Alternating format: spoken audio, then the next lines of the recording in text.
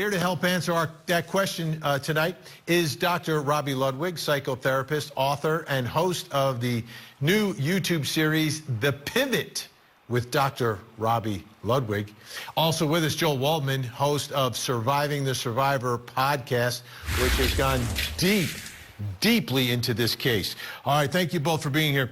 All right, Dr. Robi, watching this, obviously, I think she's being put on a roller coaster because of the information that is kind of in two different places about what happened here. But obviously, in the backdrop of all of this is, does she have any idea any of this could have possibly happened? What is it revealing to you as you watch Wendy Adelson in that police interview? Well, she seemed deeply upset. When it's hard to know, it's hard to separate what we know about her family and possibly how her reports about her husband and the divorce could have been interpreted by her family. But it seemed like she was relieved when she thought he was alive. And she did say, in terms of a living will, he wanted every effort to be kept alive. She didn't need to say that. And she counterbalanced what she wished for herself. So I thought that that was a strong sign that she did want him to pull through whatever crisis he was experiencing. But, again, there's always that question in my mind. Did she put two and two together? Did she have any sense that her family could have been responsible for this? And that's unclear at this point. Joel, I know that you've watched this interview many times. You have diced it and spliced it during your podcast. What does it reveal to you, this initial interview with Wendy Adelson, the day that Dan is murdered? Yeah, Vinny, thanks for having me. And this interview happens just a few short hours. And, apparently Detective Craig Isom, who conducted the majority of the interview, he tells her about the children. But during the course of the interview, there's no real sense of urgency on her part. How are the kids doing? Where are they? And the most telling part to me is that part you played toward the end where another investigator is speaking to her and she comes to the realization that Dan is still alive. And the question is posed, well, is he going to make it? She says something to the effect of, oh, you made it seem like he was gone. And knowing what we know, to Dr. Robi's point, that can take on a whole different meaning, almost like there's disappointment, a tone of disappointment. Now, listen, everyone grieves in a different sort of way. Dr. Robi can tell you that. I have no doubt that some of that emotion was genuine, but for what purpose was that emotion being elicited? That's up to potentially a jury to decide, at least us as observers, to make our own decisions. And Dr. Robi, what's significant here is obviously this is not a couple that is together at the time. This is the couple actually engaged in a very bitter custody battle about where these children are going to end up. How do you see that?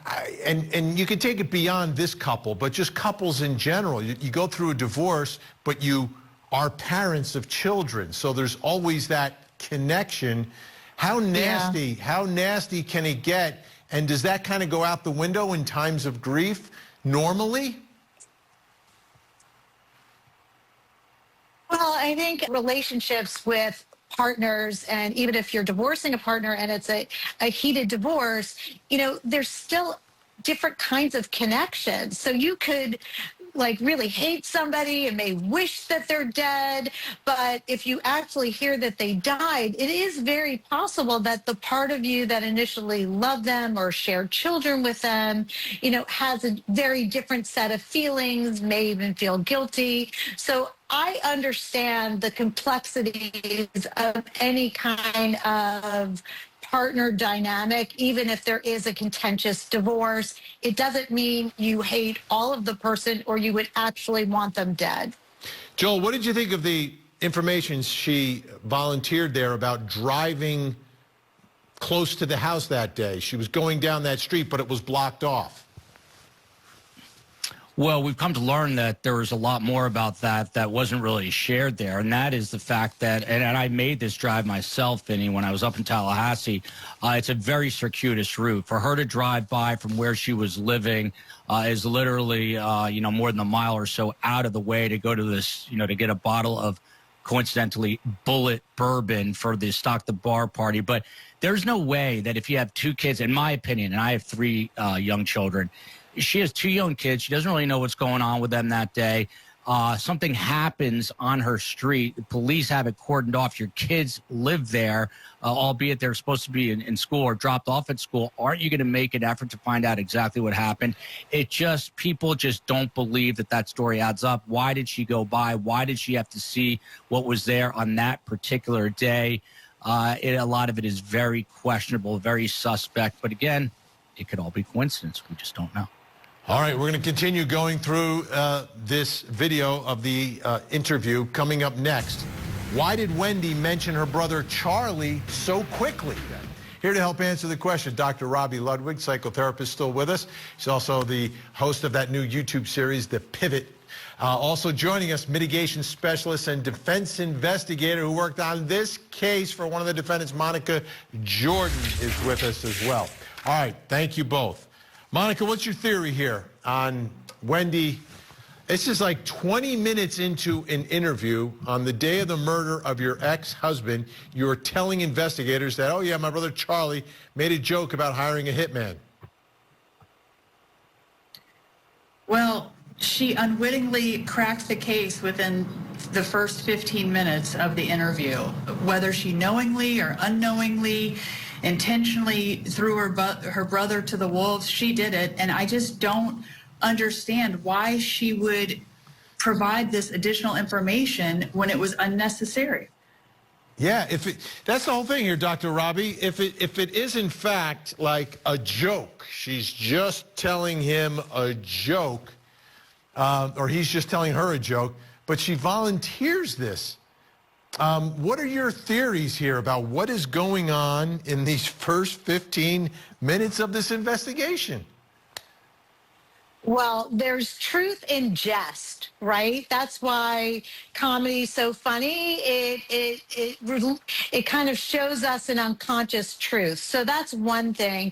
You know, I do wonder if Wendy is a sociopath in some ways like her mother, and realized during that moment when she was talking to the police that who's the person you think of first for killing a spouse or an ex-spouse? The partner, the wife. So I think there's a part of Wendy that was very invested in making sure that she would not be responsible, or the fingers would not be pointed towards her when it came to the death of her husband. And I think that there's a very clever component to Wendy that's always operating. And so I'm wondering if she's a sociopath like her mother and is just a little bit more clever at it. Now, Monica, in terms of the hitmen themselves, they never had, there was no contact with Wendy. I've seen one picture of Wendy with the broker, Catherine McBanoa. I've seen a picture of them together on the beach. But there was no contact at any point, was there, between Sigfredo Garcia, Luis Rivera, and Wendy Adelson? The day before the execution of Dan Markel, Louis and Sigfredo saw her walking on Trescott, and so there was that encounter. That's the only encounter. Luis Rivera didn't even know it was her. It was Sigfredo that said, there's the lady right there. But more importantly, what this shows to me is that when she mentions in the interview to the detective, she says, I want everybody prosecuted that's involved in this outside of my immediate family. So this goes back to the continuing elitist entitlement of the Adelson family, that she wants these two underprivileged people of color, all of the people of color punished, but the rich white elitist in her family.